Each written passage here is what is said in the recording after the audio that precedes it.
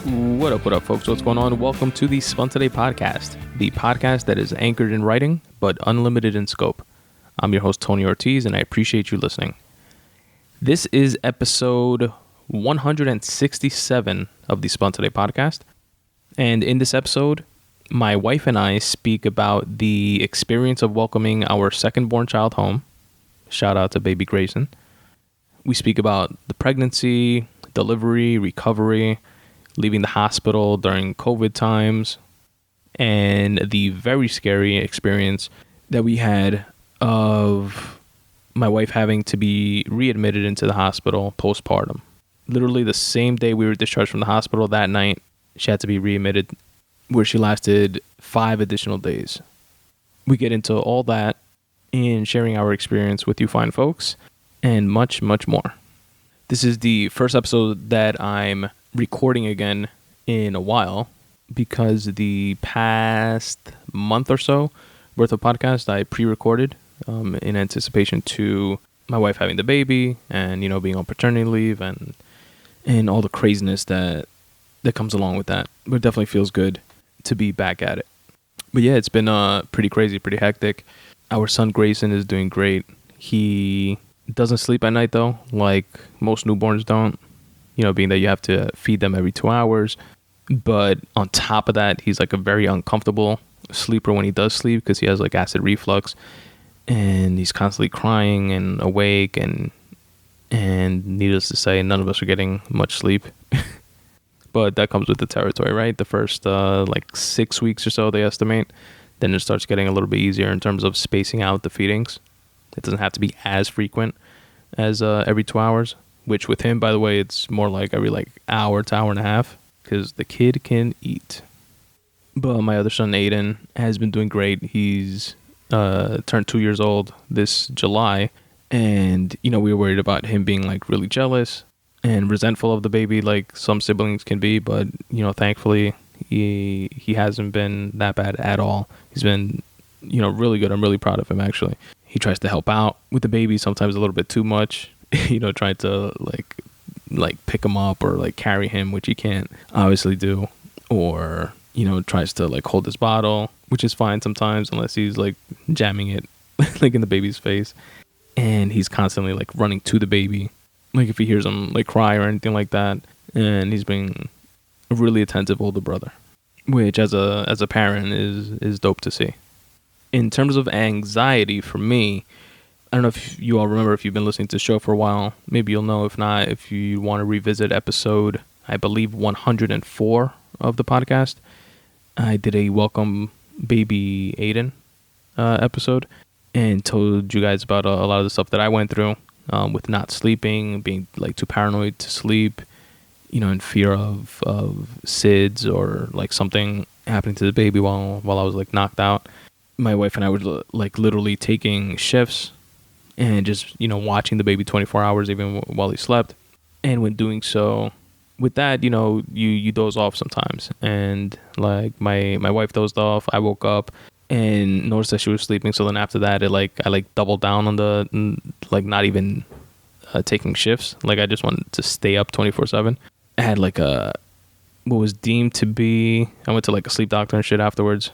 And I think they said something along the lines of lack of sleep induced panic attack or something like that. But basically what happened to me physically was I woke up after dozing off and I couldn't breathe. And it was 30 seconds of I just couldn't suck air in. And I stood up on the bed and it was scary as shit. But this time around with the baby, it's been a lot less of that. So I'm not as afraid to sleep. We have a bit more experience, obviously, after having our first son. So even though Grayson is a worse sleeper, I would say, it's less, the whole experience is less anxiety driven. Also, what's been helping a lot, which we didn't mention during recording the episode, but my wife, to surprise me, actually purchased, it's called an Owlet Care. It's this baby sock that monitors, it's kind of like a Fitbit kind of sock thing that monitors the baby's oxygen levels and his sleeping patterns and his heartbeat. It has a little base, and there's also an app on your phone so you can constantly monitor it via the phone. And if the baby, God forbid, stops breathing or is choking or something like that, his heart rate, gets elevated past certain benchmarks, then like your phone will start ringing, the bass will start ringing, so it'll like wake you up if you are asleep. Like that in itself, even though my wife and I are still like we're taking shifts in terms of watching the baby, and we have them separated in different rooms from Aiden, because the baby being up and crying all the time then wakes up Aiden, and then he doesn't sleep, and then he gets cranky, so we have them separated right now. But just having the ability of having that sock and constantly like monitored like that it's provided so much peace of mind. It's really been a saving grace. So babe, I know you bought it for me mainly because of like everything we went through with Aiden, so thank you for that. I really appreciate it, and it's something I definitely recommend to folks. And now I know when we had Aiden, someone told us about it, but the thing costs like $300 or $400, and we were like, all right, it's not that serious. Like we're not gonna like spend that much on this little gadget thing. And this time around, my wife purchased it secondhand, and it was from someone that she said she used it for like 3 months, because it's one of those things, it's like when the baby's a newborn and can't really move, and God forbid chokes because he can't move, and or something like that. But they outgrow it eventually, even though you could continue using it. Like they have like bigger sizes of the sock and the monitor and stuff like that you can continue using with the baby as he grows older. But most people just use it for a handful of months in the beginning, so it's like practically brand new. But because it was secondhand, she was able to get like a great deal on it for like $100 or something like that. So I definitely recommend it, especially if you folks can find a deal like that. But yeah, folks, here is, without further ado, a conversation with my wife, my beautiful, strong, caring, extremely impressive wife, and our experience with welcoming home baby Grayson. But first, before we jump in, here is a very, very quick way that you can help support this show. If you do any shopping on Amazon, like most of the world, I ask that you do so by clicking on any of the Amazon banners on my website.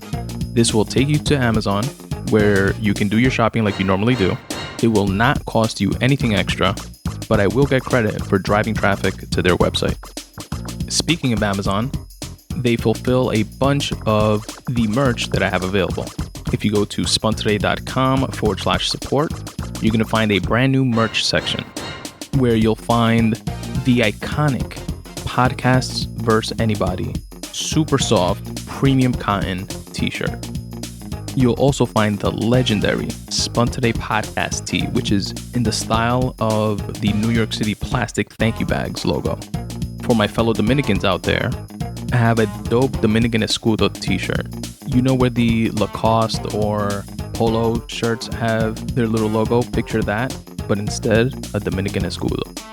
All available now in a variety of different colors for men and women in all sizes. In the Spun Today merch section, which again is at spuntoday.com/support, you'll also find a bunch of other t-shirt designs, long sleeve t-shirts, short sleeve t-shirts, color changing coffee mugs, and much, much more. Check out all the merch at spuntoday.com/support. Alrighty, so you went through some shit. I told you we were gonna jump right into it. All right, so I wanna get into obviously everything you went through after giving birth to our new baby boy Grayson, but I also want to go over like the beforehand and like stuff like that. So I remember with Aiden, for example, our first son, our 2-year-old, who's doing great, by the way. He's like, I'm really proud of him. He's being a great big brother. He's like always like running to the baby when he hears him cry, and he's not being too jealous or anything like that, and always trying to help. So that's awesome. But I remember with him, with his pregnancy, you and I went to the hospital for like our last scheduled visit for like the regular, like the weekly visits at that point. And it was like the 40-week sonogram scan or whatever. They told us there well, they scared the shit out of us. The lady doing the sonogram, she was like, "Is this baby breached?" And we didn't know what the hell breach meant. And she's like asking out loud, but kind of like talking to herself. And we're like, "What the fuck does that mean? Is something wrong?" And then No, but that wasn't for that appointment. yeah, it was. No, it was the one before that. For the last appointment, she told us that I didn't have a lot of amniotic fluid. I thought it was that I was the needed same. to get induced. No, it's a different appointment. Okay, well, I remember it being the same appointment where she said that is the baby breach, and also said that it was like low amniotic fluid, but I'm probably wrong.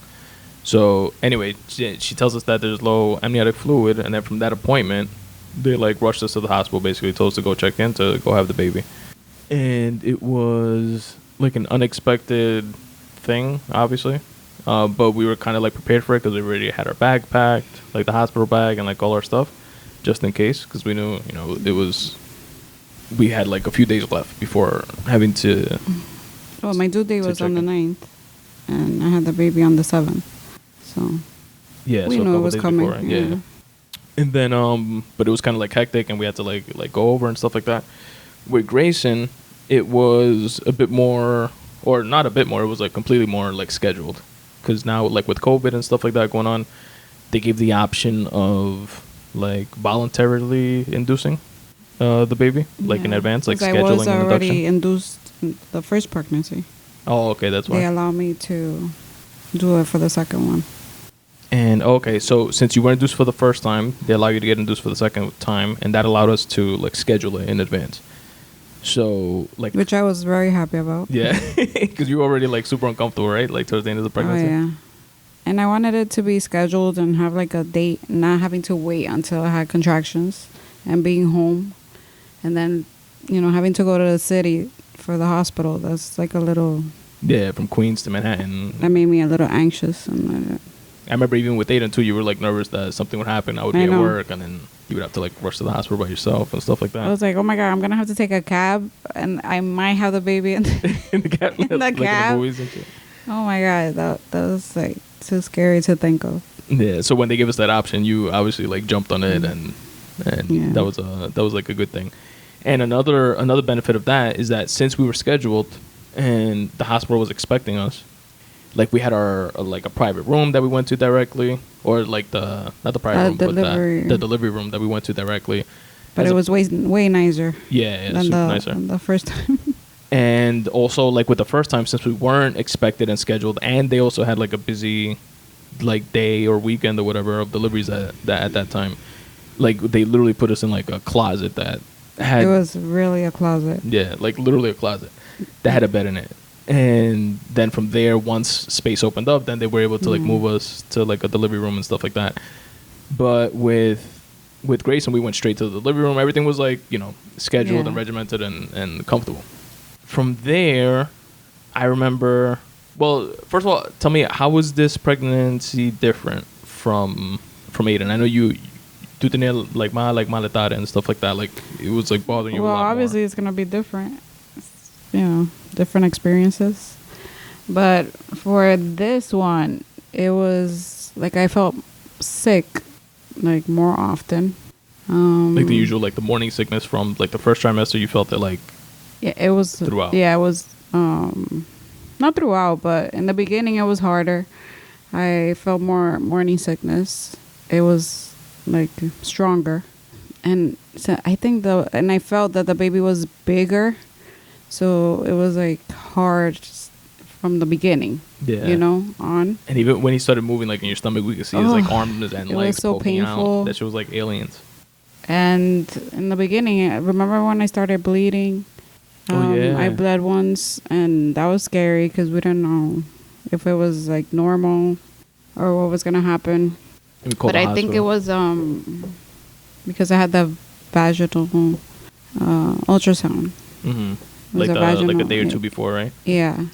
So I was bleeding because of that, which was weird because the first pregnancy, the first ultrasound was, the vaginal one. The vaginal one, and that's it. But this one, I guess they thought they were gonna get the information better that way, and they just did it vaginally, which was whatever. It's uncomfortable anyways to do ultrasounds. True. Because they push a lot and it's not pleasant. No. The only good thing is that you get to see the baby And hear the heartbeat and stuff. Yeah. And you wait so long to see the baby, so Yeah. that's the good thing about it. But it's definitely uncomfortable.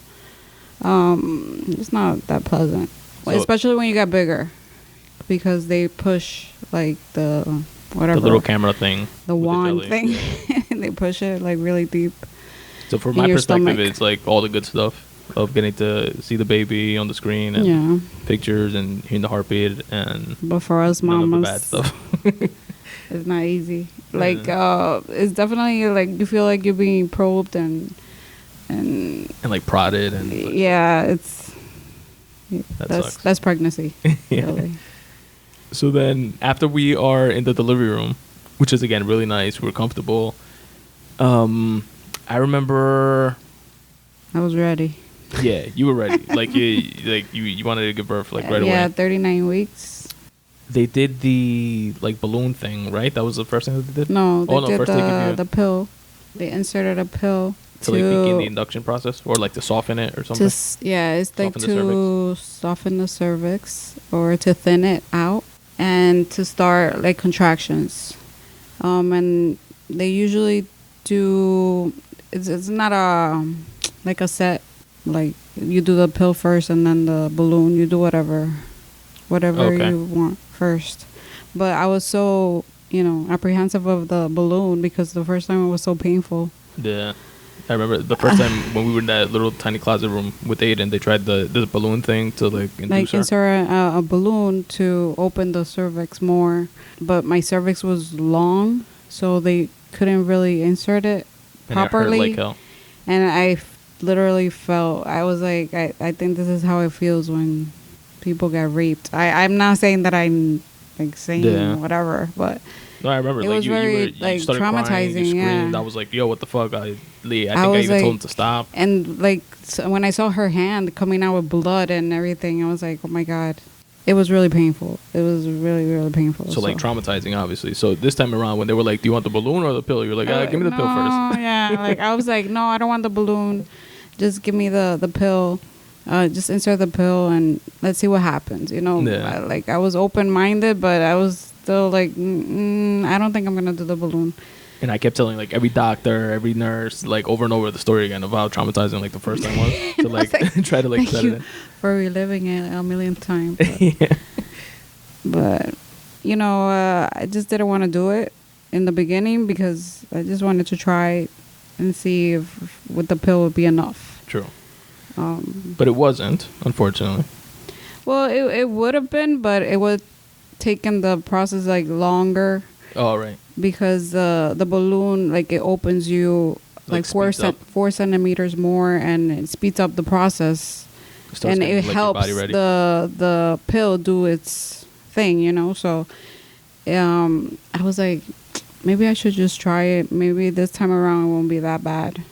And the nurse was being really supportive. She was like, you don't have to do it, but it will help you, if you want to try it, and if it hurts, then they will stop, being very supportive of whatever, my decision. Yeah. So I was like, fine, let's try it. And if it hurts, I'll just scream and they probably stop. Yeah. So that's what we did. And they inserted it. It wasn't that bad. Thank God. And it was quick too, right? Yeah, and I just told them to prop me up and what is it? Like a pillow or no, it was the pee thing. Oh, the thing that you pee in, the whatever, that silver thing. The bedpan. Bedpan, there you go. Yeah. So they just propped me up on the bedpan, and because we found out from the first time after they propped you up. Yeah, it was easier to do it. Then it worked, but the first time, that's when you felt all the pain and shit like that. So I just told them just try it that way, and hopefully it worked, which it did, and it didn't hurt that much. And they propped you up they put that on your butt to prop you up, right? Oh my God, I was praying. I was like, oh my God, please, please, I don't want it to hurt. And it was hurting when they was checking me, oh my God, I don't even want to think about that, but yeah, it was definitely more painful. Like I was feeling things more this time. Yeah. And I guess it's because you know what's expected. You start, like, what you're gonna anticipating it. feel. You know how it's gonna feel when they check you and they do all that stuff. So you're more aware of your body and what's going on. Because when you don't know the first time, you don't know what you're gonna feel. So you're like, whatever. You're like, more like go with the flow. Yeah. And then, so the balloon, after they inserted that, helped. That went smoothly. Then after that, then they do another pill, right? The Pitocin thing? No, that's the infusion. It's like a IV. Oh, okay, okay. The Pitocin is in the IV. Okay. But they inserted the balloon, and it, like, they fill it up with water, and that opens up the cervix. Usually it does like 3 to 4 centimeters right away. And then, like, it deflates. Or, no, it doesn't deflate. It just stays like that. But when your cervix opens, it, like, pops out. Pops the balloon out? Yeah. It pops out the balloon. Yeah. Like the inflated balloon. It pops out because your cervix is open, so... It, like, pushes it out. Yeah. So the nurse just does it like a little tug, and it pops out. Nice. It's really gross. But whatever. It helps you dilate more, and hopefully you get to 10 get centimeters your body, like, right away. It, like, tells your body, all right, it's go time. Like, Yeah, let's start the process. So you start feeling contractions. You feel pressure. It feels like cramping, like period pain. For us ladies, we know what we're talking about. Yeah. The guys they have no idea. But it feels like, period cramps, like the beginning stages, the first few days. That's how it feels like. And that's how, contractions feel. They just feel really intense. Cramping, period cramps. After that, so we went into the hospital on Thursday, right? October 15th. Mm-hmm. And we started, like, this whole process. Then, by that time, because we checked in, like, at 10 in the morning, but by the time we got to the room and stuff like that, it was a few hours later. Yeah, everything started, like, they inserted the pill at 1 o'clock in the afternoon. Mm-hmm. So then wait a few hours, and then the balloon, and then wait a few hours. Wait, like, an hour before they check you. And, like, the nurse was doing all the admitting things and asking a whole bunch of questions. Yeah. Which gets your mind off of it. True. Really. And after they insert the balloon, they wait 4 hours to check you again and see. To see how far along you are. Yeah. So, and the nurse, she said that, she took the balloon out like in an hour, which was really fast. And she said you were already, like, at 5 centimeters or something like that at that point. No, I was in 4. 4 centimeters. And I was feeling a little contractions there, but it wasn't uncomfortable. It was like Did you get the epidural already at that point? I don't remember. No, the epidural was way towards after. the end, right? Okay. Yeah.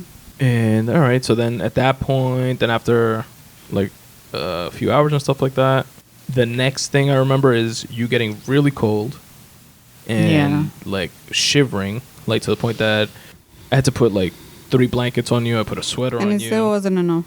And you were still like freezing your ass off. Yeah. And that just came out of like nowhere, right? Yeah, I just felt really cold, like debilitating cold. Like, oh my God, it was horrible. I couldn't stop shaking. My teeth were hurting because I was shivering. Like chattering or whatever. Like it was painful, and like no matter how much stuff you put on top of me, I was still cold. And then the room was cold as is, but then we mentioned it to the nurses. And I think they said that's like your body transitioning or some shit, like getting ready. Yeah, it was like my body like preparing myself for delivery. Yeah, and the room even to me, it was cold. So I was like, it kind of makes sense, I guess. But and I kept on wanting more water. So even though I was cold, freezing, I wanted like cold water. Yeah. Remember I drank so much water? Yeah, hell yeah. The nurse said that my pee was so clear. Yeah, she said that's awesome. She never seen that. She was like completely hydrated. Clear. But I was like so thirsty. I wanted so much water. I remember that. Yeah. And then at some point, like that fever cold went away, right? Yeah. It got better. And then I think towards the And the nurse kept telling me, do you feel contractions? Do you feel contractions? And I did feel them, but I just didn't want to say, yeah. And what if it wasn't contractions and I was just feeling cramping or whatever? Yeah. I just, I wanted to be sure, which is stupid. Just say, yeah, whatever. Yeah. Who cares if it's not real contractions? But you do stupid things. Especially, I would imagine, like, when you're just, I don't know. I just don't want the nurse to be like, oh, what is she talking about? She's not even having contractions. I just didn't want them to tell me that I wasn't having contractions and I was feeling cramping. You know what I mean? Like, yeah. So that means that, like, I wasn't dilating and whatever, but I was being induced. So I should feel something. Yeah, if I had the balloon and the pill inserted or whatever. Plus, it's like one of those things. It's not like right and wrong answer. You know what I mean? It's like whatever. I thought all right. I thought she was like gonna laugh at me. I don't know what. What did I think? But that's what I'm saying. Like, you're probably not even thinking straight or clearly. Yeah. Like, at that point, like, your body going through whatever. all that shit. Like, yeah, but I was feeling something. I just didn't know if it was contractions or not. Then the next steps after that are the epidural eventually, right? Like, when you started feeling contractions. Then I started feeling like it was around like 6 or something, right? Like 6, 7. At night? Oh, yeah, like 7, 8. I think because you were taking the class, remember? Oh, right. So I think it was around like 8, maybe. I started feeling more pressure and it was getting uncomfortable. So I was like, maybe I should just get the epidural now. Oh, right, because they said, let us know when you want the epidural, but like wait till, No, they didn't say, they never said to wait. Just let us know when you want the epidural. But since I didn't know if I was like, I just wanted to wait. I don't know why I wanted to wait. I think get the epidural. Because I had the same understanding also. I thought it was like, wait more towards the end so it could like last more or like last throughout the whole shit or something throughout the whole birth. But it's gonna last. I don't know. I guess I was waiting until, since it's a process to get the epidural. I just wanted to feel the contractions, I guess, to then get the epidural. True. Like to know that. Because then after that, like, you don't really feel them. Yeah, because you don't feel whatever. I don't know why I was waiting. Because it wasn't that bad, I guess, and I needed. I was like, okay, I guess I could wait, whatever. Yeah. But then it got to a point that it was getting painful and like a little uncomfortable, and I was feeling more. And I'm not fond of pain. True. So I was like, you know what? I'm just gonna get it. I'm just gonna get the epidural or whatever.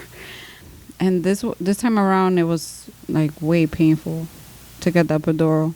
And I was so scared that it wasn't going to work because I've heard so many stories like, oh, the epidural didn't work. Or I was like, oh, my God, I hope that's not the case for me. I hope I don't feel anything. And the epidural works. And I was getting scared when they were doing the epidural because I was feeling... Well, the anesthesiologist was like, oh, you're going to feel a pinch. And I felt that pinch like, oh, my God. Like really badly, right? Oh, and that, like, you feel the liquid going into your spine. It's not pleasant at all. Yeah, because for the folks listening that might not know, like, the epidural is like picture an IV, but that goes into your back, into your spine. Yeah, it's like a tube they insert into your spine or something, and it, like, delivers the medication directly to your spine. And the purpose of it is to the nerve or whatever. Numb you to the point where you don't feel as much pain of the contractions and the birth and... No, you don't feel anything in the beginning. Yeah. But then towards the end, it stops working. It starts wearing off. Yeah, it starts wearing off because you need to feel, to push and... True. I don't know how they do it, but that's how it is. Or the contractions get so intense that at the end you don't feel the epidural as much. I guess that's how it is, but... Yeah. Then after that, it was another probably like few hours, right? Because after that, they like continue to check you to make sure you're continuing to dilate, and it's time to like begin pushing and stuff like that after you're like at 10 centimeters, I believe. Yeah. I mean, after you're 9 centimeters, then they, like the nurse or the doctor says, okay, we're going to top you off with the epidural, like give you the last dosage to like, so you could feel okay, like comfortable enough, but you could still feel the contractions. But you still feel everything anyways. So. Yeah. But I guess that's just like the end, the last dosage of the epidural you could get. True. So you could start the process of pushing. And did you get the epidural after your water broke or before? No, I got it before. Before, right? Because then I remember your water broke. I think I was sleeping, and you woke me up. No, yeah, you were sleeping. And it was like it's 2:45 something or in the morning. 2:25, something like that. Yeah, I wrote it down on my phone. It was like 2 something in the morning. I was watching TikTok You were on on my TikTok, phone. yeah. And I had my legs crossed, like crisscross applesauce. like meditation style. Yeah. But not that tight, but it was like kind of crossed, or one leg crossed, and oh my god, it was like a balloon, a water balloon is in your cooch, and and it just pops. It's like seriously like that, like poop. And you just felt it go all over the bed. Yeah, I was like, definitely, that's my water break. It was so funny. And I was like, because you didn't experience that with Aiden. No, with Aiden, they actually ruptured my water, so like or they broke my shit. broke my water, so so it just felt like a river with Aiden, but with it's like a water balloon popped. That's crazy. And it was crazy. It was kind of nice to feel it. Yeah, to like experience it, right? I guess. Yeah. And then we told the nurses, whatever, they came to check. Yeah, then I called the nurse, and she was like, "Oh yeah, that's what it is." And So she cleaned me up, and she was like, "Well, now the contractions are gonna get stronger." And but I wasn't feeling anything because of the epidural, which is amazing. Yeah. If it works, but it worked for me both times. Nice. It was nice. Then after that was around 2 something in the morning. Mm-hmm. And I thought that right away I was gonna have the baby. Yeah, well, which wasn't the case. Yeah. It was still another like. I was like, I bet you at 3:00 I'll have the baby. Yeah. Then 3 came, then 4 came, then 5 came, and I was starting to feel the contractions, like on and off, and I had to breathe, to get through them and stuff. I guess that's how you know that you're getting closer. Yeah. When even with the epidural, you still feel the contractions, and you have to like stop talking. And imagine how bad it is if you didn't have an epidural at all. Oh no, I'm picturing that couldn't pain do just that. gets more intense, and the epidural is like holding it off. But then it gets to a point where the epidural can't hold off like the sensation of the pain anymore, and then that's when you start feeling it. Like I give them good kudos. The people the women that do that. But I couldn't do it, especially because there is something that you could take, which is the epidural. And I don't know. But I opted for it, so I'm grateful for it. So yeah. And let's see. So then I was waiting. The nurse kept telling me, do you feel the sensation to poop? Because that means that you need to start pushing. Yeah, they're trying to gauge like when you should start pushing.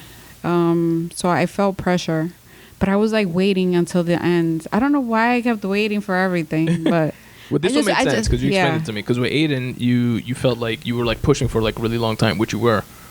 Yeah, but it was because it was my first pregnancy. Yeah. And I wasn't like my hips weren't as open. True. They say that your second delivery is usually faster because you're already like your hips are open. So then this time you wanted to wait as much as you could before. I just didn't want to push before for beginning the process of pushing. I had that in my brain. I didn't want to push for long. So then eventually the doctor came and like they kept saying, get everybody ready, blah blah blah. Get the doctor. So I had to wait for the doctor anyways. But at the end, I was like feeling so much pressure. It was like when you're constipated, like a TMI, but when you're constipated and you're about to poop. Everybody can relate. And you can't hold it anymore. You just have to poop. Like, you feel it right there. That's how it feels. And it was pretty crazy because, like, from my perspective, because I'm there, and, similar to with Aiden's pregnancy, like, I was, like, hands-on. Like, I was, like, holding a leg, and the nurse was holding the other leg and stuff like that. We did the exact same thing this time. And at least with Aiden, since you like got to the point and you were ready to start pushing, and they had time to like prep everything, set up the table, and the doctor, takes all the sterilized equipment out and like stuff like that, and sets up his own table, and the nurse is doing other stuff and stuff like that. With this pregnancy with Grayson's, like the doctor came in, yeah, you were like at the end of the process, ready to push, and like you said, you were like you couldn't hold it anymore, and the doctor was like setting up. I feel like he was like still setting up his like sterilized equipment and stuff, almost done, but like still, you know, gearing up to like, all right, now start pushing, and you and the nurse actually just start pushing. Because normally like you push a few times, like from what we saw with Aiden, and you know it takes a while, but after you push the first time, you went through like that first contraction, then the doctor was almost done setting up, then the second time came for the second contraction, and you started pushing again, and his head popped out. Grayson's head popped out right away, and I was like, well, crowning, right? Yeah. It was crowning. Yeah. Like it didn't pop out completely. But I saw like half of the top of his head, and I was like, "Oh shit, that's his head." And the doctor like turned around, kind of, and I saw him like speed up a bit, like what he was doing, and it was just like, "All right, it's go time." And then you did, I think, just one more push after that. I think I only pushed 5 times. Really. Came right out. Like literally the entire process took 5 minutes of pushing. Yeah, because you have to wait until you have a contraction to start pushing. Exactly. Oh my god, and like it was hard. It was like, thank God it was only 5 minutes because it was so painful. It hurt a lot more pushing this time than with Aiden, yes. right? Even though with Aiden, I didn't like. I was it. pushing, but it wasn't like painful or anything. It's just, you know, I needed to push. Like I felt that I needed to push to stop the contractions from hurting. But with Grayson, it was like so painful to push. I was like, oh my god, I can't do this for long. Like, because I thought I was gonna push like for an hour. I was gonna have to push for an hour.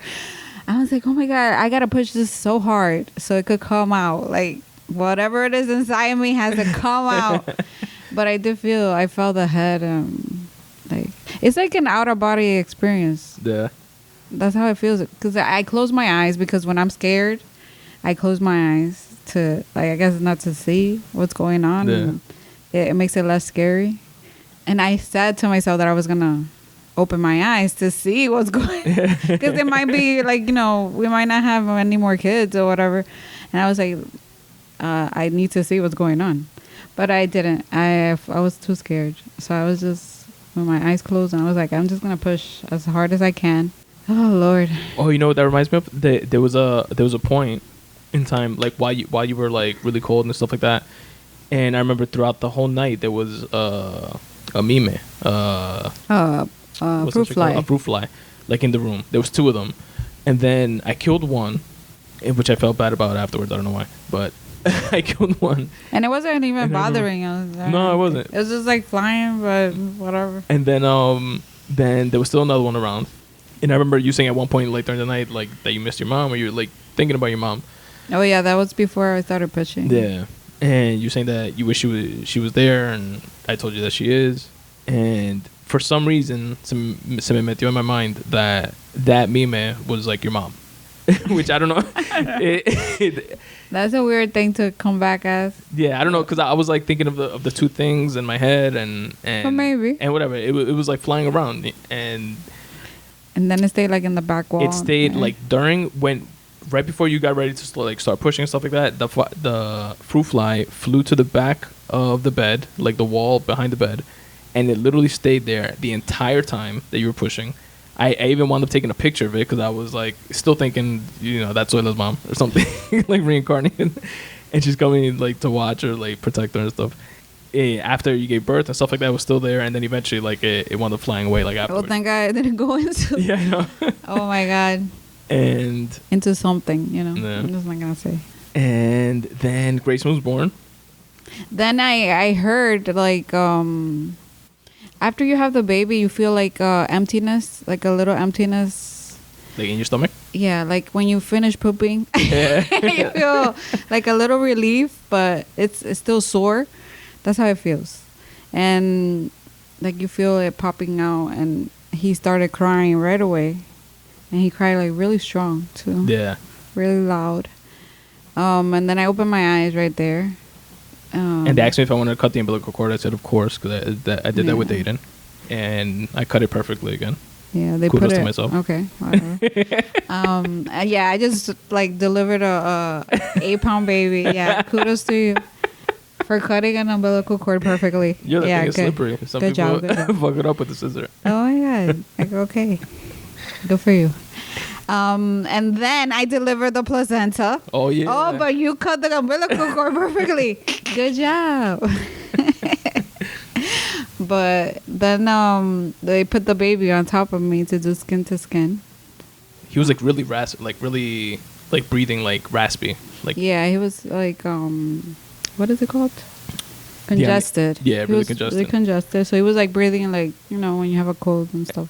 And they explained to us that, you know, since like when you push a baby out normally, like part of what your body does is like kind of like squeeze the amniotic fluid Out of from the baby. like out of the baby, because you know he's like the walls of the vagina and stuff like that are, and the cervix I guess are like You know, squeezing the yeah. baby, so well like water comes out during that process. But since he came out so quickly, he had like extra amniotic fluid like built up and stuff like that, so he was like really congested. Yeah, and his head wasn't like deformed or anything or egg shaped.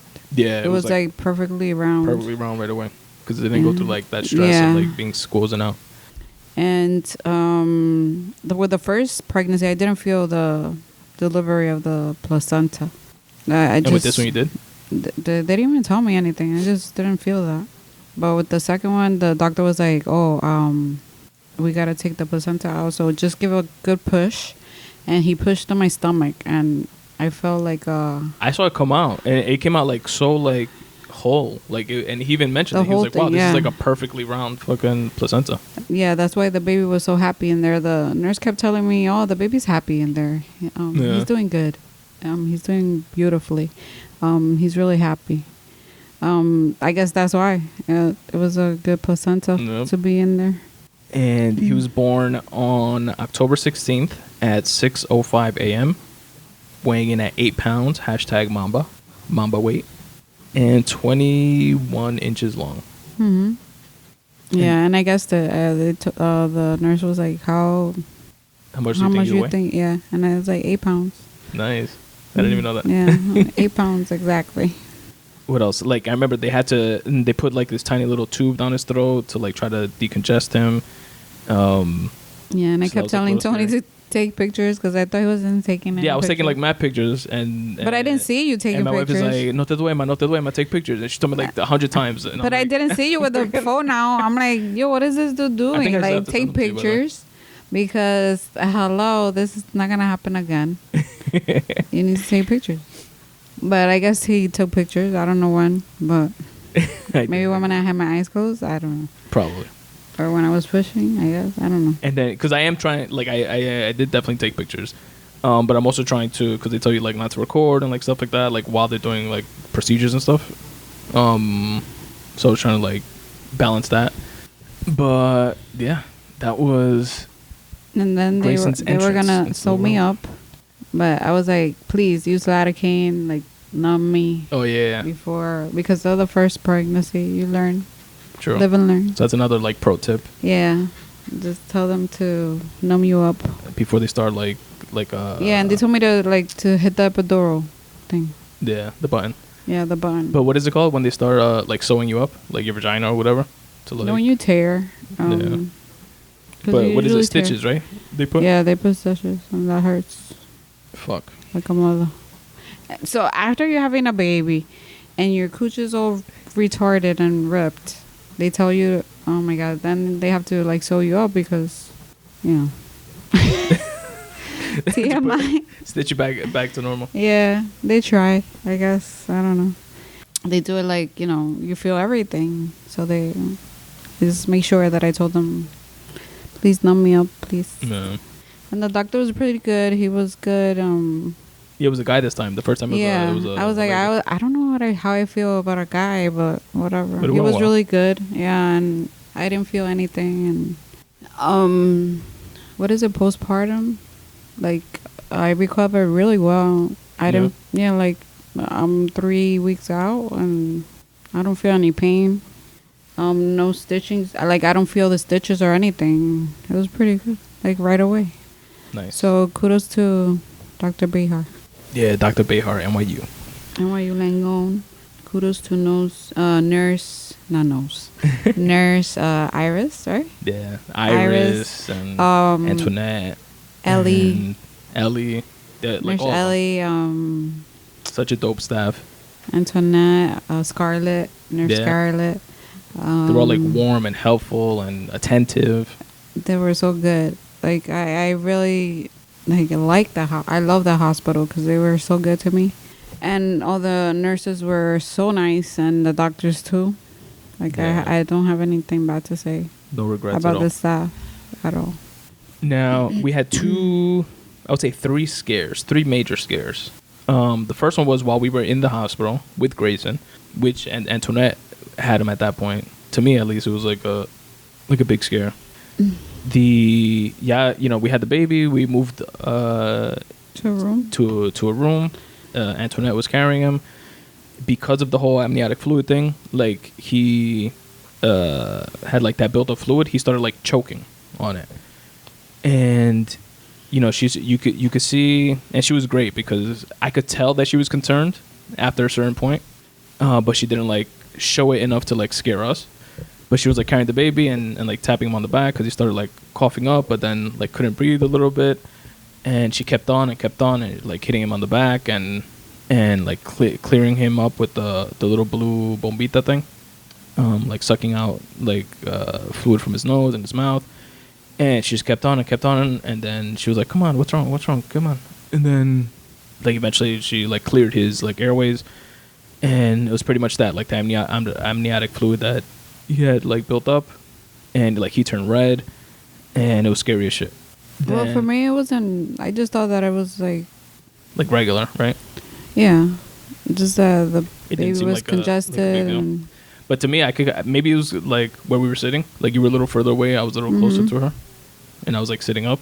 I don't know, but like, or maybe you could see the baby like getting. I saw him getting red, and I saw her. Like I kept watching, trying to read like her body language and shit, and she was kind of like more and more concerned. Like I felt, but it could also be me like projecting and being paranoid or whatever. But then that leads me to the second scare, which was when we were discharged. We were home. We did the inaugural drive, the same thing that I did with Aiden, and I played Will Smith's "Just the Two of Us" in the car ride all the way home. And because since that song came out, that's literally something I always picture doing with my kids, like bringing them home. I did that with Aiden, did the same thing with Grayson. So we're home. And the thing with COVID is that we only had 24 hours in the hospital, and we had to leave. Yeah. Well, we didn't have to, but they said that. Yeah, we didn't have to leave, but they let you go home after they 24 hours instead of 48 hours. Yeah, they want to check on the baby for 24 hours at least, and then you're allowed to go home after that. Stay close. So we only had, and I was like, it's too soon. Like I need more time in the hospital. I feel safer. And we even extended it a little bit. Like we stayed a little longer. We stayed a little. Yeah, we're gonna get discharged the next day, pretty much. Like right? at 10 in the morning. We just had one day there, and we're gonna get discharged at 10 in the morning. But we decided to stay a little bit after 3, right? Yeah. 3 or 4, something like that. We stayed like half a day more, a little less than half a day. Yeah. And because I wanted to get the breastfeeding consultant, because I was lactation consultant to breastfeed the baby. I wanted to try it at least to see if it could happen. So we needed to wait on that and the hearing test for the baby and all that. Right. Oh yeah, that was another thing. Then Grayson failed his hearing test twice in the hospital, so that was something that was like looming over us and worrying us, and we couldn't retake the test until 10 days after, which has since passed, and we went and he passed with flying colors, thankfully. Yes. And like super fast. He passed it in like 30 seconds. But it was the same thing with the amniotic fluid. Yeah, exactly. That it was in his ears. Yeah. So that's probably why he failed. It's not necessarily that he didn't hear anything, because they did see activity or whatever. Exactly. They said that they picked up activity. Reaction or whatever. They call it. But he was fussy, and he still had amniotic fluid in his ears. That's how like clogged up he was everywhere. So then we get home. We have our close family over, our immediate family, and everybody's meeting the baby. Then Soyla's in the room with the baby and trying to breastfeed him. I think I was there, and he started like choking a little bit. And then like I went to go get the little blue thing, but it wasn't like at that point I was just like whatever, just like a little congested. And then you were like, or who he you? was choking. Yeah. He started choking. Like he literally turned beet red, like his entire body. No, he turned blue. Really. And he started turning like purple or blue or whatever. And we're there like hitting him on the back. And they can't breathe. It was scary. It's fucking scary as shit. And I'm like using the pompita thing to like unclog his nose, sticking in his mouth, sucking shit out, banging him on the back of on his back. Like thankfully and like weirdly enough, we saw a video that I remember I forwarded you on Facebook of that cop that like saved this infant that was in the mall choking. And that kind of was like in the back of my head floating somewhere, and the cop was like hitting the baby in the back for like 3 minutes straight. And you know, it finally dislodged, thankfully, and the baby started breathing again. So I kind of have that in the back of my head. I had the what Antoinette was doing when that happened the first time, like in the back of my head, and I saw how she was just like sucking everything out of his nose and his mouth, and like hitting him in the back. And like thankfully we did those things, continued doing those things, and then he started getting his color back. And he started breathing, getting his color back, but I was just like, after that, like. It was just scary, because we don't know if he was choking or what. Yeah. That's it. Then, the third and biggest scare was after all that night, our first night home, you started getting cold again, and you told me that you weren't feeling well, and I started getting the chills, the cold chills, and. Like, starting feeling the same thing that I was feeling in the hospital, which was probably that. True. Maybe, I don't know. But it was, like, really cold, and the AC was on, and I had just put the baby, like, pajamas on, and put the suaro. I was like, okay, so I'm ready to go to sleep. I had just, like, tried breastfeeding him the best I could. I was just learning. But then I started getting really cold. And I started feeling like when you're going to get a cold, like my body was hurting. I felt like I was getting a fever. And I was like, oh my God, like I hope it's not that I'm getting COVID or anything like that. Because that would be like really? Imagine like having a newborn and having to quarantine. Like, what do you do in that case? And me having our 2-year-old son next to me and the newborn. Like, what do you do? Oh, well, my sisters were here, and, you know, my brother-in-law was here. And my husband, of course, was here, but, like, what do you do in that case? Yeah. Like, you don't know what to do. Yeah, like we were talking, like, what if you don't have, like, anybody? Like, if you're a single mom and you have kids and you get sick like that. That's insane. Like, what the fuck do they do? Like, do you literally have to entrust, like, a neighbor or somebody that might be willing to take the kid? I don't know. But thank God that we have a lot of family and everybody was available to help. And from my brother David and sister-in-law Janet to your sisters, Judy and JC and Raul and my parents. Thankfully, we have everybody was available to help and willing to help. And because what happened was after you started feeling like the chills and stuff like that, you told me you weren't feeling well, and I touched you and you felt warm, and I was like, oh shit. And they tell us in the hospital, if you have a fever, before you get discharged, they tell you all these things, like if you feel like if you're bleeding more than usual, if you feel fever, or you are the baby, just and different things, like different symptoms that you could feel, or pain or whatever. You just make sure that you call us and let us know. Exactly. So it's part of the discharge paperwork, and the fever, if it's 100.4 or higher for you or the baby, then we were told to either go to an emergency room or call a hospital right away. I took your temperature with the thermometer, and it was 101.8 or 101.6, something like that. It was nearing. But the thing is, it wasn't a reliable thermometer. It's like one of those cheap whatever. Yeah, like a because we didn't really have one. Like a rinky-dinky thermometer. We have Yeah. thermometers for the kids, but not really like for us. And it was like one of those that you just put under the tongue. So we didn't know like how reliable it was. But still it was scary because again, the number they tell you to call or go to the emergency room is 100.4. So this is almost 2 points higher. It's like almost 102. And we immediately called 911, called an ambulance, and then we also called the hospital, and it left a message for whoever was the on-call doctor. On-call doctor. The ambulance comes. I'm hoping like when they come that they're able to like take your temperature and verify what the temperature is.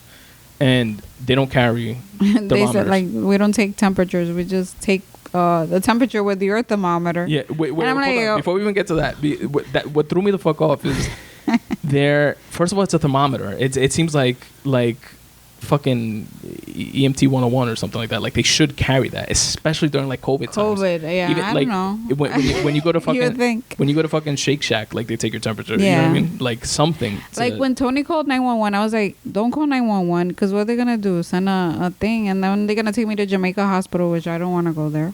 Yeah, it's like the hood hospital here. For those of you it's listening. like, like whatever. They're not gonna know my history. They're not gonna know anything, and that's the closest hospital. Yeah. Here. But closest. Whatever. I was too sick. I didn't care. I was like, whatever. I didn't even want to get up when the two EMTs got here, and he was like, "Can you sit up, talk to us?" It's like, okay. So we're explaining to them that you just had the baby and like stuff like that. You know, we're going through everything, and they retake the temperature with our thermometer because they don't have one again. The fuck. And it is high. It's like 101 point. Yeah, the same and thing. he told us to take the baby out because the baby was in the bassinet. Yeah, out of the to room take the just in babies case out. it's something contagious. Just in case it's COVID or whatever. And then they told us, they can't take us to NYU to the hospital because that's too far. It's in a different borough. They could take us to because we live in Queens and exactly. So they could take us in Manhattan. They could take us to either Long Island Jewish, which is a decent hospital here in Forest Hills, or to Jamaica Hospital, which again or Forest Hills. That's the LAJ. Or to Jamaica Hospital, which again is the hood hospital here that you go in for, take out your tonsils and you come out with a sex change type shit. And then there, the on-call doctor finally called back. Which is it's a perfectly fine hospital. That's the only one you have there. But yeah, but if you have a choice, don't go there. No. I definitely didn't want to go to Jamaica Hospital. Especially we want our goal was to get back to NYU because they knew everything that she would just discharge in the morning. They have all her records, all her information, and stuff like that. Like that afternoon, I was discharged, and this was like 9:00 at night, and I started feeling sick, and then we called the EMT. So many things happened so fast. Yeah. The on-call doctor called, spoke to Soila, and she recommended go to the hospital. She's like, if you could come here to NYU, come. If you can't, then go to LIJ or whatever hospital but you need to be seen, because we don't know what's going on until you come be seen. Exactly. And then we made the decision to let the EMTs go, and thankfully because Soila's sister was here, we asked her to just drive Soila to NYU in the city. So I stayed with the baby. Soila's other sister stayed with Aiden, like in the other room, and Raul stayed here also. And nothing. Judy, your older sister, took you to the emergency room in NYU, so at least you were again in the same hospital we had come from. Mm-hmm. They admitted you. And they were waiting for me because the on-call doctor told them. They started like the triage or whatever. Then and they took my temperature. It was high. It was 101.9 or something. It was higher. But I took Tylenol at 9:00, so I was feeling better. It was just like masking the pain. Yeah, I was masking the fever. I still had a fever, but I was feeling better, at least to go to the hospital. Then you finally, you go through all the stuff in ER. Like, what are you feeling at that time? I wasn't feeling anything. I was feeling good. But I know that I had the fever still. But in terms of like being worried and like scared and like stuff like that, like I definitely thought that it was COVID because I still didn't know that it was COVID or not. I didn't know. They took a EKG like right when I walked in. They took my temperature, And the EKG, the lady was like, oh, we're going to give it to the doctor, so we don't know what's going on. And I hadn't gotten tested yet for COVID there. So they took me in, and you see all these people. They put like this mask, like this thing on my face, so I won't get COVID, I guess. I don't know. Or give it to anybody. Or give it to anybody. But it was pretty quiet. It wasn't that bad. The emergency room wasn't bad. So me and my sister went in. They took me to the back in a wheelchair, and they put me in a bed. And we just waited for the doctor to come see me. And I told him what happened, that I was discharged and I had just had the baby. And they said, okay, so we have to do an ultrasound to see if maybe they left something inside you, or maybe something of the placenta was left. Because that could cause like infections. Yeah, and stuff. And maybe that's why you have a fever or whatever. And I had to wait for that. Then they took me to do the ultrasound, and they were gonna do a vaginal ultrasound. I was like, excuse me? No, because I'm all stitched up and there's no way. Like, no. And she's like, oh, you don't have to do it. We just, if you decline, we won't do it. I was like, hell no, I'm not going to do that. Excuse me. I don't want any more trauma down there. Because they could still do the regular Yeah, they did the regular one, but whatever. And that was negative, so they didn't find anything. Yeah, they didn't find anything. And they kept asking me if I had problems with fibroids before, and I have never had any issues. Thankfully, anything. No fibroids or no anything. But they kept asking me that. Everybody. I don't know. Maybe they saw something going. Or maybe that was like their leading, I guess, opinion of what was going on. And they did a urine test, and they said that it might be a UTI that I had. And then they needed to do another test, so I had to pee again in the cup or whatever, and they sent it off. So we were just waiting, and the doctor came back, and he said that they were going to admit me to give me antibiotics, that it might be bacterial infection. Yeah, in the uterus. So they needed to start me on antibiotics. So they gave me the first antibiotics there in the ER. In the emergency room, yeah, which is awesome. And that's how they started the antibiotics. And then at that point, that was like a couple hours later after you left here. Yeah. So they told like Julie to come home, and they admitted you into the hospital, basically. Yeah. So they took me up to like a private room, which was good. I was so freezing. Then I was freezing again after I was feeling okay. Then I started freezing again, and it was so horrible. I couldn't like walk, or I couldn't stand up or anything from the wheelchair, and I looked pale. It was scary. And I just wanted to sleep. That's all I wanted to do, because I felt weak. So no, the nurse just laid me down, and I was able to sleep a little bit. And then they started me off on antibiotics. So they were saying that it probably is they were pretty much giving me okay, it could be a UTI, it could be this, it could be that. But they couldn't like pinpoint it. They couldn't really know what was going on. But the plan from their perspective was give you a round of antibiotics, then take you off the antibiotics after like 24 hours, see if the fever goes away. And if it does, then, they beat the infection, and, they'll continue running tests like they did. They did a sonogram of your legs to make sure it wasn't a blood clot. Yeah. They did blood work. They did urine samples, cultures, chest of the X-ray of the chest. X-ray of the chest, yeah. Like a whole gamut of stuff, and everything came back negative. They did like multiple COVID tests. That was all negative, and they couldn't pinpoint it past they told us it's more likely to be like a bacterial infection, uterus infection, something like that. But that it's one of those things that they might not be able to like exactly pinpoint what it was. But long story short, like it was a scary few days. You were in the hospital for 5 days, and after that first round of antibiotics, the next day they take you off to monitor you, and the fever comes right back. So it's like, oh fuck. Then they put you on antibiotics again. And I kept having those chills, like that same pattern. having the chills, then having the fever, and then they put me back on antibiotics, which was like crazy because I spent like the whole time that I was there on antibiotics, like back to back on IV drips crazy. of antibiotics. It's crazy. I had the smell of medicine, and like multiple different types. You told me, right? Yeah.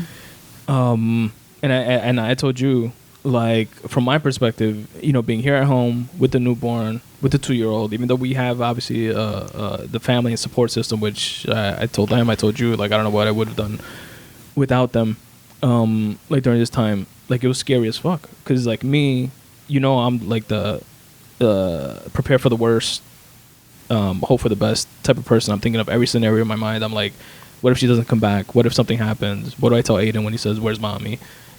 And I was fucking scared. Like, I literally dropped to my knees. I prayed. I cried. Trying to keep it together, which thankfully, again, everybody, our support system, like, helped me be able to do that. But it was scary hearing, like, you're feeling better, then the fever came back and you're feeling worse. You're feeling better, then the fever came back and you're feeling worse. And it was like a roller coaster. It's hard, like, giving that news too, and like feeling it. I can imagine from your point. From your point, it has to be like exponentially worse. Yeah. Because you had to like leave your babies, and like leave here, and you are the one going through it. That was the toughest thing, I think. Then like having to like, because you're thinking that the worst thing is gonna be like, oh, you're not gonna be able to sleep because you have a newborn, yeah. And no, you just have to leave them. It's like that times 10. 100. It's like crazy. You have to leave them, and I left my phone here. Like, out of all the craziness, I left my phone, so I didn't even have contact with you guys until the next day when my sister took the phone. JC took to it, the right? hospital, yeah, with my brother-in-law. Yeah. So it's like, okay. So I told the nurse, "Can you call my husband and tell him that I'm okay, and that I'm in room whatever, and if you could give him the phone number here." Just to have contact with you guys. Yeah. Because I didn't even notice that I left my phone. There's so many things. Yeah. I was texting you and like trying to let you rest, but let you go through it. And I was like, Yeah. Then there was a point where, like, I think I was after the second or the beginning of the third day, like that they were going to keep you again. That, I spoke with your sisters. They stayed with the kids, and I went to the hospital to like stay with you. And like take you food and comfort food and just be with you. Yeah, because the hospital food sucks. Yeah. And like I had nothing. Let's say they just give you like 3 meals a day, right? Like prison. Like prison. And they give you the last meal at 5:00. And if you eat everything, what are you gonna do? At 9:00, if you're hungry, you're screwed. So I kept telling the nurse, "Oh, bring me ginger ales and apple juice or whatever," and I used to put it away, like nice, like a hoarder, to survive at night. It was funny. And then I went one day, like I stayed with you for like the 24 hour. For like after I got the second, like they told me since I got a fever again, and I had to stay another day. I went to get more antibiotics, and then they were going to take me off and do that whole process again. So I told Tony, "No, you got to come and bring me food because I can't anymore, and I need junk food." And I was going through withdrawals. No junk food, no nothing. I was like, "No, you need to come because I need to see somebody from my family anyways." Like, I was feeling lonely. And, and you said, "Oh, I'm going to take you food." I was like, "Yes." Yeah. And I went to like one of your favorite pizzerias, which happened to be around there because when you. That was the next day. Was it? Yeah. The Rockies? You took me the comfort food, the food that Judy cooked, and then the next day you took me pizza. The food that Judy cooked was like the last thing I took you on the last day. Remember when I went and I came back home? Oh yeah. So that day you took me pizza. But I took you pizza and like junk food and shit, like chips and stuff like that. I was like, bring me something, like anything. Yeah. But then, and we spent a couple more days in the hospital. I spent that one night with you. 5 days more. Then I came back to like give some relief to like 5 days in total. I was admitted for 5 days. But then they told me, okay, so what we're gonna do is we're not gonna wait. We're just gonna send you home with but hold on. Before you get to that, a good sign was, I guess, even though the fever kept coming back, each time it took you off the antibiotics, it came back, but not as high as that initial, like 101.9 or whatever. Like, so when it came back, it's getting better, the infection or whatever. Exactly. Gotta get closer. That the infection was getting better, so that was a good sign. Yeah. So then the game plan from the doctor's perspective was, if now after this, I guess like the third cycle of the IV drip of antibiotics, if the fever doesn't come back after that, then we are going to send you home with oral antibiotics for a week. And then by then, that should solve it. Should be good. Yeah. I was like, whatever, I'll do anything. I just I just want to get out of this place. I want to see my babies and I want to be home. Like I don't want to be in the hospital anymore. Even though I was getting good naps, I was getting a lot of sleep. I actually got some sleep when I slept over there. Yeah. Because I obviously wasn't down. sleeping at home. Yeah. Like worried about you and also dealing with the newborn and waiting. So, but I didn't care. I just wanted to come home and see the babies. Yeah, of course. And thankfully, it's been almost a month since, right? Yeah, 1 more week. 3 weeks. It's been 3 weeks. You're good. Grayson's good.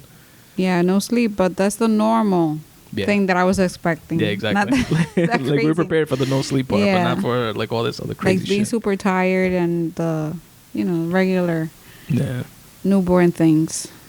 And Grayson's really fussy. Doesn't sleep at night. He keeps eating up, so then he gets fussy. So we had to like separate the two. And now I stay in the living room with the baby while we take turns. Yeah. And so that way Aiden doesn't get. So at least he has like up. a sense of like normalcy a little bit. Yeah. And hopefully he's happy I'm home. Yeah, absolutely. Like he was really happy. Yeah. And he was asking for you like crazy. Where's mommy? But that was the first time that I got, I ever slept apart from him. Yeah. First time, and then like it was 2 like years. a hell of a time, like freaking 7 days. Yeah. After that, so. But we're good, thankfully. No Absolutely. issues. Glad you're happy, healthy, and thank you for going through what you went through for all of us. Thank you.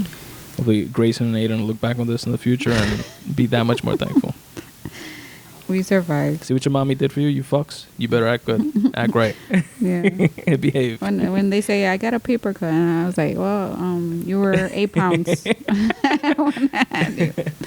So you're okay. All right, babe. Thanks for doing this. All right, babe. And that's the episode, folks. Some crazy shit, right?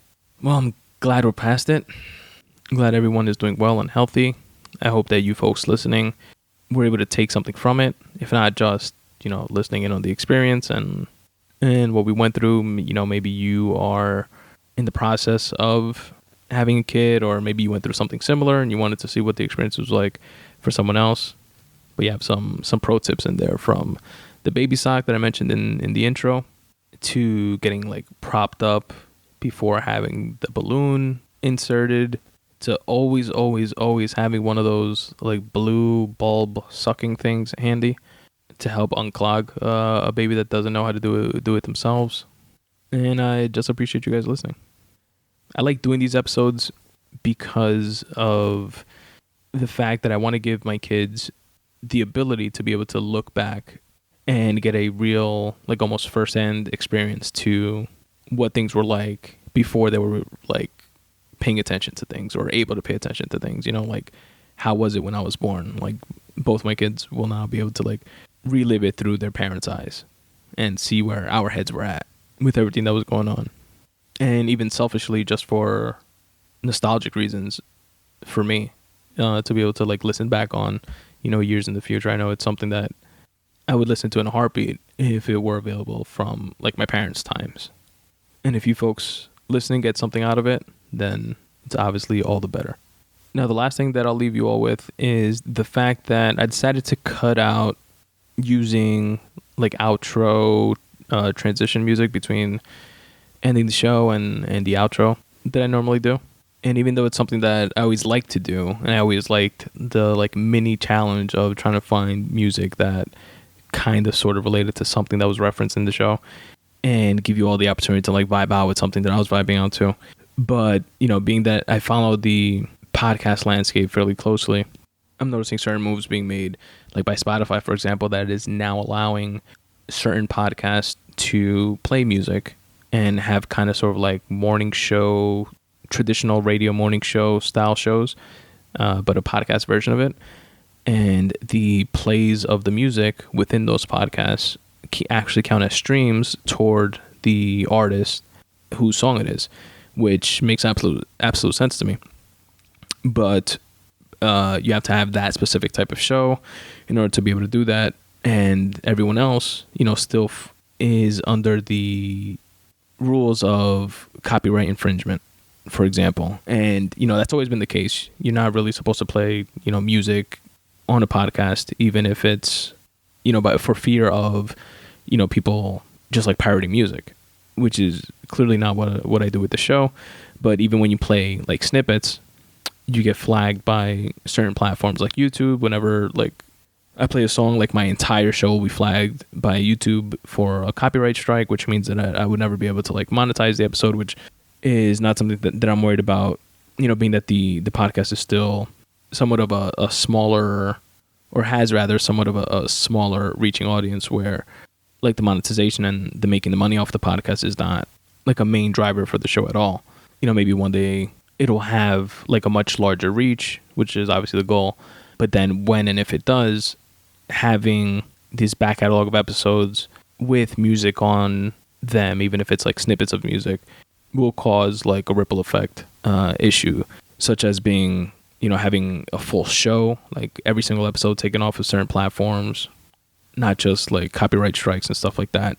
Because like with the whole YouTube thing, you can fix that by going back to each and every one individual episode and just like bleeping out the music pieces.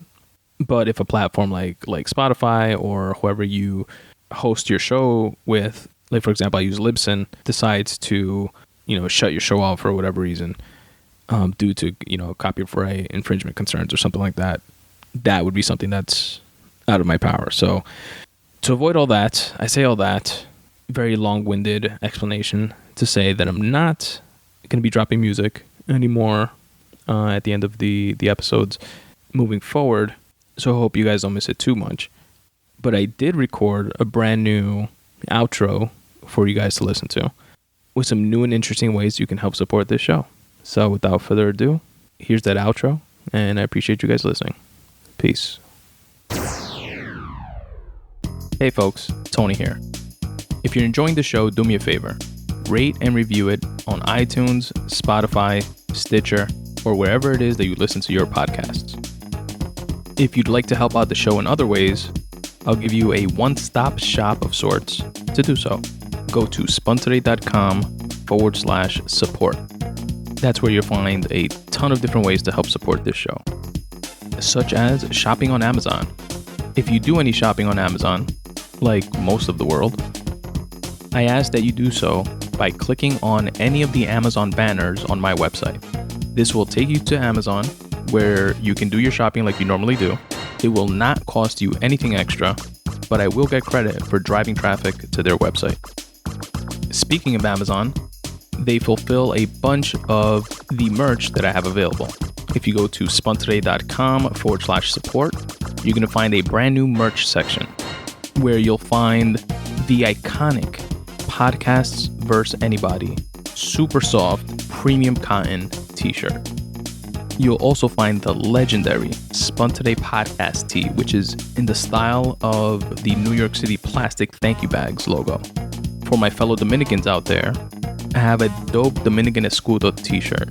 You know where the Lacoste or Polo shirts have their little logo? Picture that, but instead a Dominican Escudo. All available now in a variety of different colors for men and women in all sizes. In the Spun Today merch section, which again is at spuntoday.com/support, you'll also find a bunch of other t-shirt designs, long sleeve t-shirts, short sleeve t-shirts, color changing coffee mugs, and much, much more. Check out all the merch at spuntoday.com/support. All of my short stories can be found at spuntoday.com/short stories. The free writing pieces that I read, share, and review during the free writing session episodes of this show can be found at spuntoday.com/free writing. There you can read all the pieces that made the podcast, as well as tons and tons of others. My books are available in any digital format of your choice, whether it's Kindle, Apple's iBooks, Kobo, you name it. They're also available in paperback. You can check them out at spuntoday.com/books. My debut novel, FRACTAL, is a sci-fi time travel story of a group of righteous travelers that attempt to right the wrongs of the injustices of the past. My nonfiction, Make Way for You, is a collection of tips for getting out of your own way. So if you need some motivation, inspiration, and a good old-fashioned kick in the ass, that'll be the read for you. Again, go to spuntoday.com/books or search for those titles on Amazon. Another great and free way that you can help support this show is by subscribing to my newsletter by going to spuntoday.com/subscribe. You'll get a photo, podcast, video, quote, and word of the week every single Monday at noon. What else do you have to look forward to on a Monday? Plus, you'll be the first to know whenever I publish a new book. And if for whatever reason you choose to, you can unsubscribe at any time. Go to spuntoday.com/subscribe, drop in your email address, and you'll get the very next one.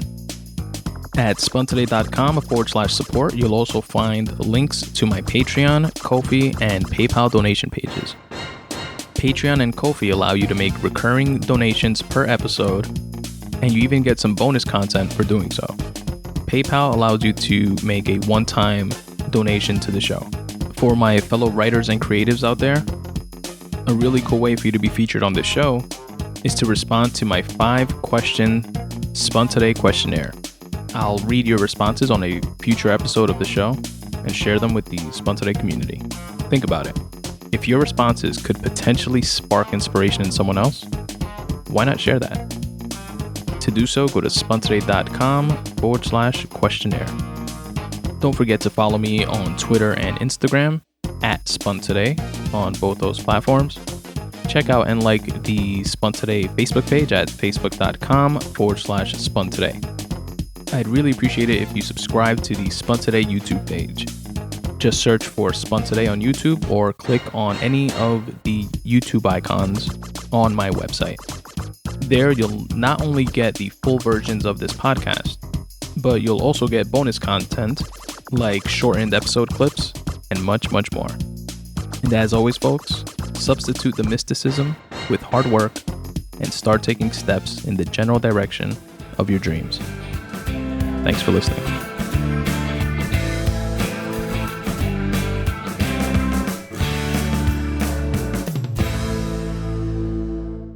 I love you, Aiden. I love you, Daddy.